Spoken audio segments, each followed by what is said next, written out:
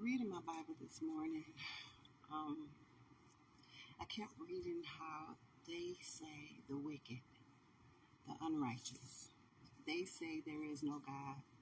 They say there is no God. I just kept seeing that over and over and over. And God helped me understand this morning. Okay, first, before I tell you what God helped me understand, every time I would read that before, I'm thinking, wicked people. I'm thinking atheists. I'm thinking those people. No, God let me know this morning the life that I lived when I was doing everything I knew I shouldn't have been doing that was against Him.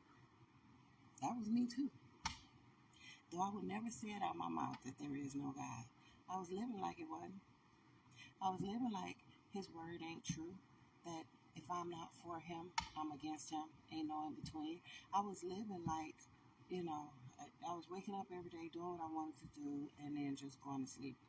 I hardly acknowledged Him outside of praying over my food, which was like a habit. You know what I'm saying? It was like a prayer that I learned as a child that I still say today.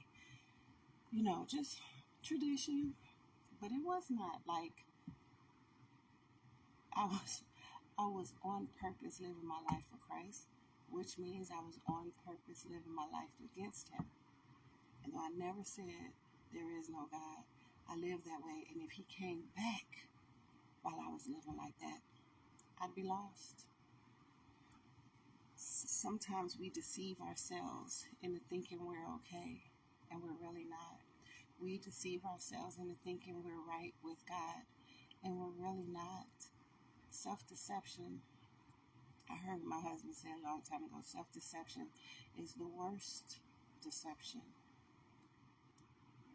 You believe in the lies that you're telling yourself, or you're eating the lies that the devil is feeding you and believing it.